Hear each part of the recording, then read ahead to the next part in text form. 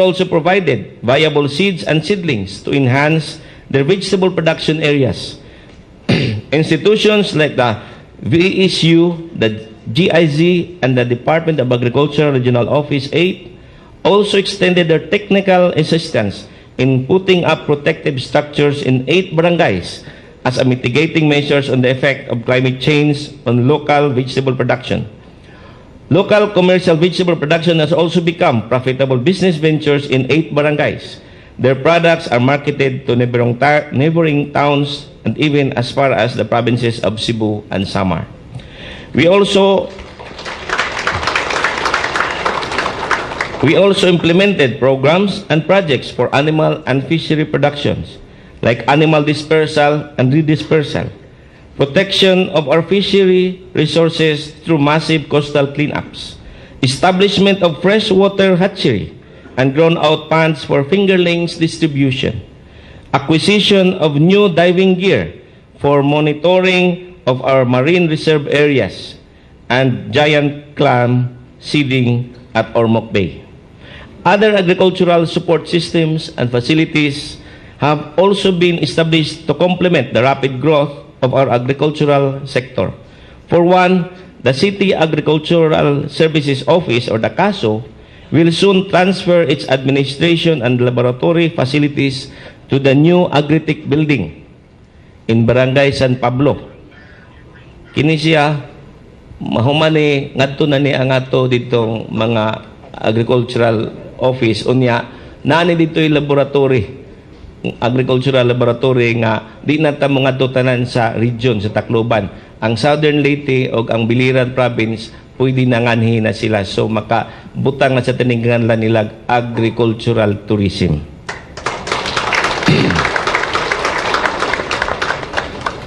Also nearing completion is the construction of the agricultural tram line at Barangay Kabingtan, which provides an alternative transport facility for farmers' produce in that area. All these are integral components of our efforts to enhance our agricultural productivity and food security and eventually improve our standards of living.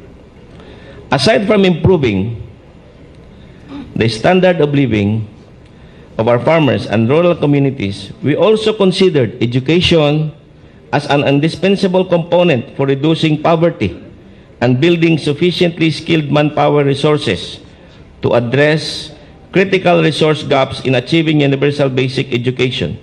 The following continues to be our priority concerns: more and better trained teachers by providing additional job order teachers to public elementary and secondary schools with severe teacher shortages, and additional allowances and training support to our public school teachers. More learning materials and school supplies like notebooks, pad paper, crayons, pencils, and pen to pupils in our public elementary schools and daycare center. More educational facilities like classrooms, computers, potable water facilities, perimeter fencing, covered courts, and toilets, thus giving a more conducive environment for students' learning and making our public schools a suitable home away from home for our children.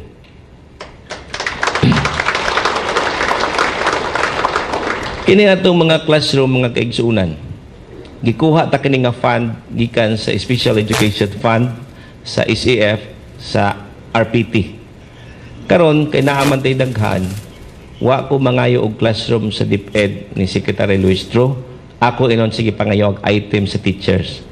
Kay lisod man gandang items teachers, kay ang teachers karon dili naman mabasta-basta. Adtong una, kinsa may imong asawa, maestra in town. Karon kinsa may imong asawa, maestra uy.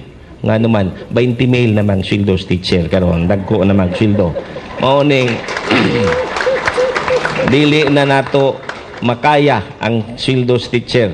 Pero in fairness lang po sa atong public school teachers, dako tingali ni sila pa may naog sweldo, pero ang ratio sad sa teacher-student ratio pirting taghana kayo.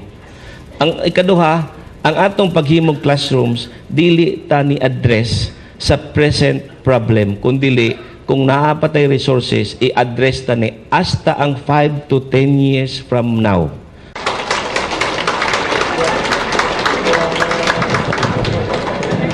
Makpak yung DepEd. And lastly, the construction of the two-story Ormoc City Technological Manpower Trainings and Research Center building, which will provide adequate classroom, laboratory, and workshop rooms, complemented with the necessary equipment and facilities to accommodate more enrollees of our TESDA accredited skills training programs and courses. Maghimo sa tag-building diha kanang may orasan tong karaan, two-story, March 12 ang bidding na humanon ta na within this year. Two-story na siya, onya na complete siya diha. Our main thrust of investing in the education of our children will ensure that our youth are well-positioned and well-equipped with knowledge and skills for better job opportunities locally and abroad. Ako dito kalimtan lang, kagahapon gipresentar na ako gikan sa DepEd ang atong SPED student maoy national champion sa dito sa Baguio. Kanya ang usa third bagato ang usa. So niresulta na at least number 1 lang ta panagsa. Dili ni sayon kay Manila ang ato kunta. Manila og kining mga dagko nga syudad wa sila magdahom nga ang Ormoc City nga naa lang in town sa Region 8 nakaproduce ni excel kita dito.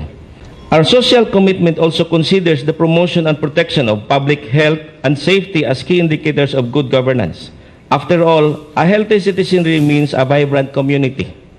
Thus, our health programs and services have reduced child mortality, improved child and maternal health care, provided much-needed drugs and medicines, implemented family health care and responsible parenting programs, and intensified immunization and vaccination programs to prevent infectious disease and other public health threats.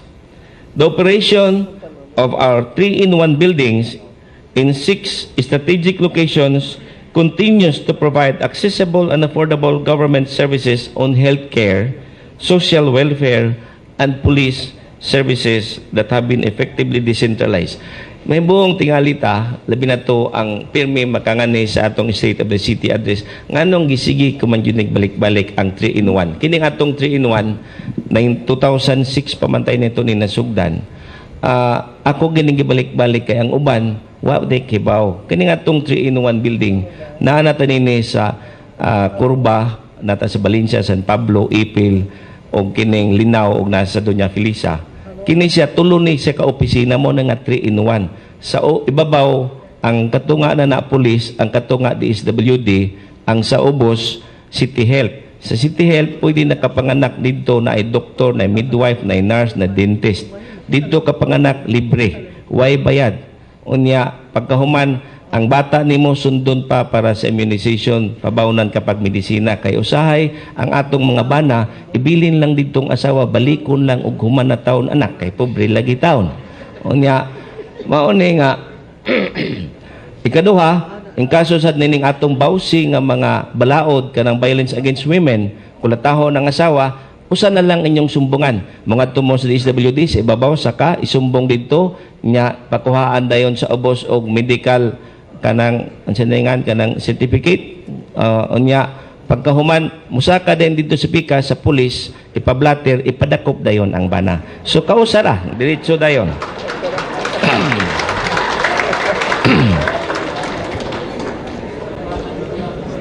The establishment of our city hospital will definitely be realized this year.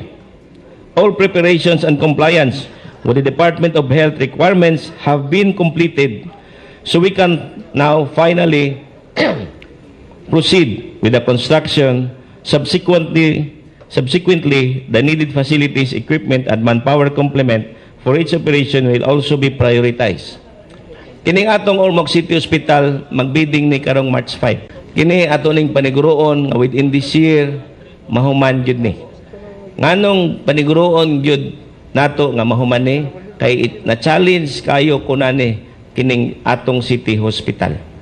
Ang atong City Hospital, ningon sila nga lisod pag-manage og hospital. Kay mura ko nagkag nagunit og bato nga gidukdok